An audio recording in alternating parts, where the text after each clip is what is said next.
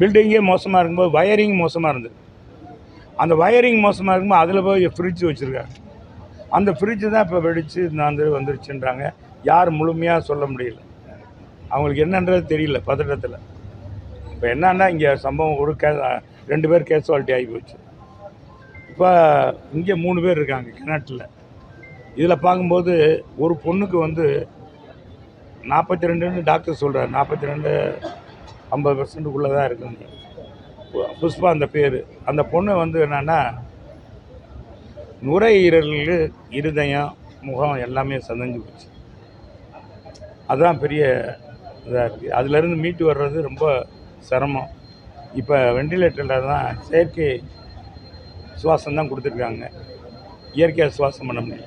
மற்ற 2 பேர் ஜனனி ஒன்று, ஹனி ஒன்று இருக்காங்க. அந்த அம்மா ஹனின்றது 58 வயசு, 65 வயசு. அது யாருமே இல்லாதனால அதுக்கு நுரையீரல் இந்த புகையை கரும்புகையை உள்வாங்கியதுனால அதுக்கு நுரையீரல் பாதிப்பு. 2 பேருக்குமே அதே பாதிப்பு தான். அவங்களுக்கு க்யூர் ஆகிரும், அது உறுதியாக டாக்டர் சொல்லிட்டார். அதில் ஒன்றும் இல்லை. சும்மா அந்த உள்ள நுரையீரலை கிளீன் பண்ணுறதுக்காக அந்த மருத்துவ கருவியெல்லாம் இணைச்சிருக்காங்க. ஆக இது ஒரு மோசமான சம்பவம் நடந்திருக்கு. இது ஏதோ விபத்து 10ஓடு 11ன்னு நினைக்காம இந்த அரசாங்கம் விழித்து கொண்டு மற்ற தமிழகத்தில் இருக்கிற முக்கியமான இந்த மாதிரி இடங்களில் விடுதி இருக்கிற இடங்கள்லாம் ஆய்வு செஞ்சு நடவடிக்கை எடுக்கணும். அது தரமானதானா, உகந்ததானா, பெண்கள் தங்குவதற்கு, அதுவும் குறிப்பாக எல்லாம் பெண்களாகவே இருக்காங்க, தங்குறதுக்கு வசதியானதானா அப்படின்றத இந்த அரசாங்கம் உடனடியாக ஆய்வு செய்ய வேண்டும். அது அந்தந்த நகர பிரிவுக்கு, மாநகராட்சினா நகர பிரிவுக்கு மாநகராட்சி ஆணையாளருக்கு ஆணையிட்டு உடனடியாக நடவடிக்கை எடுக்கணும் அப்படின்றத அந்த நேரத்தில் எங்களுடைய புரட்சி தமிழர் எடப்பாடியாருடைய ஆணைக்கிழங்கு தான் நாங்கள் வந்திருக்கோம். அவர் சொல்லி உடனடியாக போய் பாருங்கள் அப்படின்னு சொன்னார். அதன் அடிப்படையில் தான் இதை பார்த்துருக்கோம். 2 பேர் ஜிஹெச்சில் இந்த மாதிரி விபத்தை இறந்துட்டாங்க.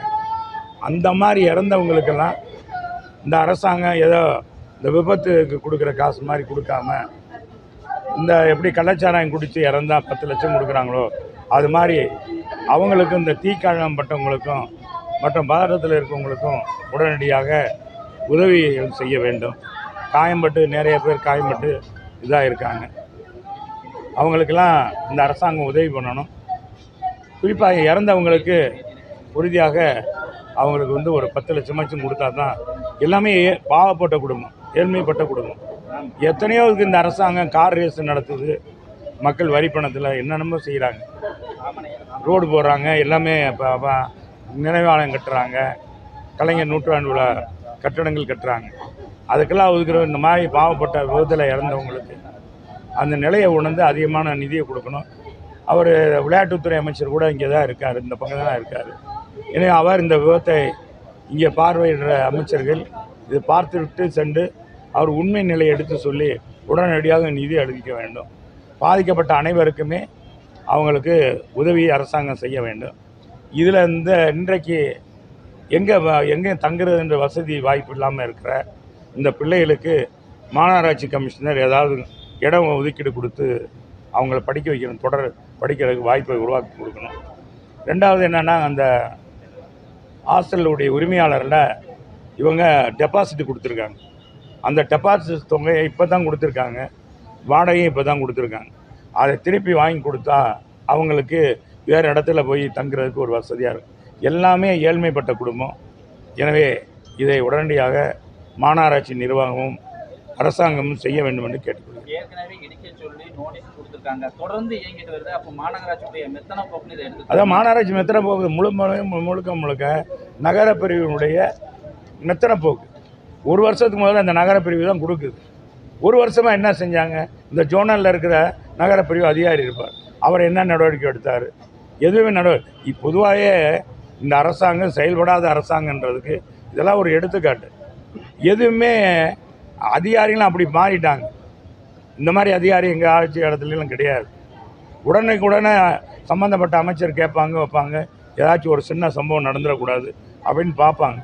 ஆனால் இந்த மாதிரி ரொம்ப கவனக்குறைவு இந்த மாதிரி இருக்குதுன்னு சொன்னால் முழுக்க அரசாங்கத்துடைய இதுதான் கவனக்குறைவு தான் இது காரணம். இப்ப 20 பேர் அடைக்கக்கூடிய இடத்துல 20 பேர் தங்கக்கூடிய இடத்துல 40 பேரை போட்டு 40-45 பேர் இருக்காங்க. இதுக்கு எதுவுமே ரினியூவல் கூட பண்ணாம அப்படியே வச்சிருக்காங்க.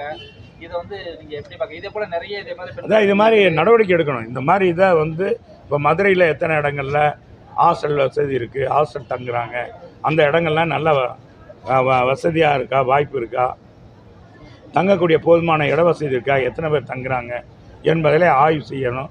ஆய்வு செய்து நடவடிக்கை எடுக்கணும். அது இல்லாத உடனடியாக நடவடிக்கை நோட்டீஸை கொடுத்துட்டு இந்த மாதிரி நோட்டீஸை கொடுத்துட்டு நாங்கள் நோட்டீஸ் கொடுத்துட்டோம் மாநகராட்சி எங்கள் பணி முடிந்ததுன்னு சொல்ல இருக்கக்கூடாது. இது சம்பந்தமா ஏற்கனவே கடந்த 4 வருடமா இதே போல பழைய கட்டத்தை இடிக்க சொல்லி இன்னும் இடிக்காம அப்படியே இருந்துட்டு இருக்குது. இது சம்பந்தமா நம்ம கட்சி சார்பில் ஏதாவது அழுத்தம் கொடுக்க வாய்ப்பு இருக்கு? நாங்கள் அழுத்தம் ஏற்கனவே கொடுத்துட்டு தான் வந்தோம். கடந்த வாரம் கூட போய் மாநகராட்சி ஆணையாளரிடம் கோரிக்கை அடங்கி மதுரையில் என்ன நிலைமை இருக்குது, வெறும் சுகாதாரக்கேடாக இருக்குது.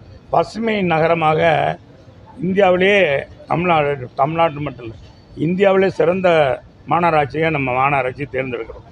3 முறை மீனாட்சி அம்மன் கோயில் பசுமை கோயிலாக அகில நம்ம உலகம் நம்ம இந்தியாவில் இருக்க அத்தனை கோயில்லையுமே திருக்கோயில்லையும் பசுமை கோயில் என்று சுத்தமான நிர்வாகம் பண்ணக்கூடிய கோயில் அப்படின்னு பாராட்டப்பட்டது. திருப்பதி வெங்கடாசலபதி கோயில் கூட அல்ல, நம்முடைய மீனாட்சி அம்மன் கோயில். இதெல்லாம் எங்களுடைய ஆட்சியில் நடந்தது. எனவே எங்கள் ஆட்சியை குறை சொன்ன இவங்க ஆட்சியில் இன்றைக்கி எதுவுமே சரியில்லை. அதுதான் நிலைப்பாடு. அதற்கு எடுத்துக்காட்டு மதுரையில் இனிமேல் இது போன்ற சம்பவங்கள் நடைபெறக்கூடாது. இது மாநகராட்சி ஆணையாளரும் மற்ற அதிகாரியும் உடனடியாக போர்க்கால அடிப்படையில் நடவடிக்கை எடுக்கணும். கலாச்சாரத்துக்கே 20 லட்சம் ரூபாய் கொடுத்தாங்க. இதுக்கு சரியாக ஏதாவது அதான் கொடுக்கணும்னு சொல்லிட்டோம். அது சொல்லிட்டேன் நான். கலாச்சாரம் கொடுத்துருக்கீங்க. அது மாதிரி விபத்தில் தான் தீ காயன்னா அதுக்கு ஒரு அரசாங்கம் வழிகாட்டுதல் வச்சுருப்போம். அந்த நிதி கொடுக்காம இவன் பாவப்பட்ட குடும்பம் எல்லாம் படிக்கிற பிள்ளைங்க இவங்களுக்கு கொஞ்சம் கூடுதல் நிதி கொடுக்கணும். அந்த கலாச்சாரம் சாப்பிட்டு இறந்தாலே 10 லட்சம் கொடுக்குற இந்த அரசாங்கம் ஏன் இவங்களுக்கு கொடுக்கக்கூடாதுன்றதான் இவங்களுக்கும் 10 லட்சம் கொடுக்கணும். எங்கள் பொதுச் செயலாளர் புரட்சி தமிழர் எடப்பாடியார் இது குறித்து அறிக்கை கொடுப்பார். அது எங்கள் எடப்பாடியார் பதில் சொல்லுவார். பாதகம் செய்பவரை கண்டால் நாம் பயங்கொள்ளலாகாது பாப்பா, மோதி மிதித்து விடு பாப்பா, அவர் முகத்தில் உமிழ்ந்து விடு பாப்பா. அண்மை செய்திகளை உடனுக்குடன் தெரிந்து கொள்ள இணைந்திருங்கள் இயம்நாடு தொலைக்காட்சியுடன்.